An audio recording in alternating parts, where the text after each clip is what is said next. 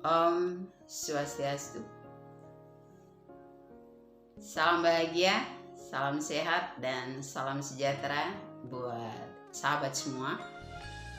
Senang sekali rasanya hari ini Tiang bisa hadir di Sri Ali Channel.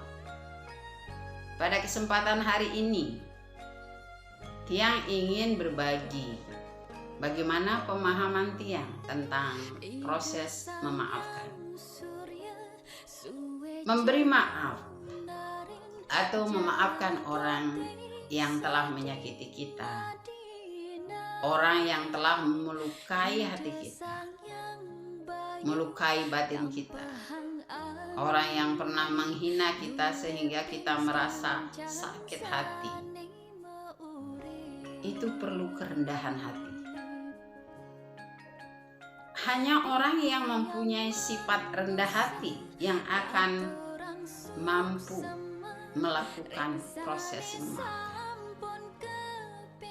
Proses memaafkan itu akan terjadi kalau memang kita mempunyai sifat yang rendah hati. Kalau kita tidak mempunyai sifat yang rendah hati, proses memaafkan itu tidak akan pernah terjadi. Perlu kita pahami di sini bahwa dengan memberikan maaf atau dengan memaafkan orang yang telah menyakiti kita, itu sebenarnya manfaatnya adalah buat diri kita sendiri. Kitalah yang akan merasakan manfaat dari memaafkan ini. Tanpa kita sadari, dengan memberikan maaf pada orang lain, kita sendiri telah menyembuhkan luka batin kita. Dengan memberikan maaf pada orang lain, kita sudah menjaga kesehatan kita. Karena dengan memberikan maaf pada orang lain, beban-beban yang selama ini ada dalam hati kita yang membuat hati kita sakit, itu akan berkurang. Coba kita bayangkan, untuk apa kita menyimpan dendam? Untuk apa kita menyimpan luka batin? Kalau hal itu akan mengganggu kesehatan kita, siapa yang bisa menyembuhkan luka batin kita kalau kita tidak sendiri yang melakukannya? Hanya kita yang bisa menyembuhkan luka batin kita, yang bisa mengangkat beban-beban batin yang ada dalam diri kita.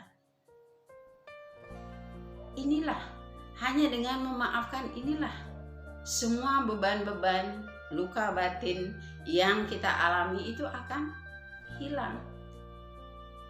Memang memberikan maaf pada orang yang telah menyakiti kita itu memang sulit kalau kita tidak ada niat untuk memberikan maaf.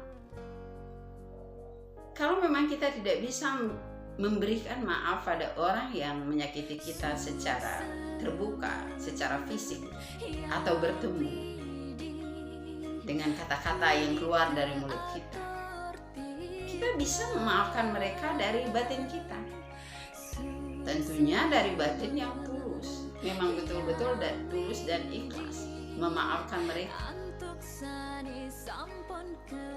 Disinilah kita harus belajar mempunyai sifat yang rendah hati. Karena orang yang rendah hatilah yang akan mampu bertahan untuk menjalani proses kehidupan ini. Kalau kita ingin mengubah karakter kita, kalau kita ingin mengubah sifat-sifat kita untuk menjadi lebih baik, maka kita harus bisa belajar untuk menjadi pribadi yang rendah hati. Orang yang rendah hati adalah orang yang bisa memberikan maaf pada orang lain dan bisa menerima maaf dari orang lain.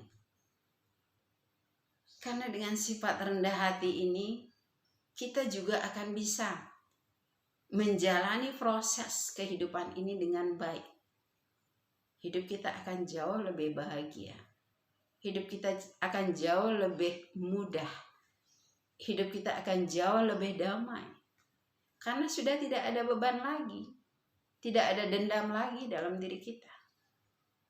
Mari belajar untuk menjadi pribadi yang rendah hati, agar kita bisa bertumbuh lebih baik dari sebelumnya. Terima kasih. Om Santi Santi Santi Om.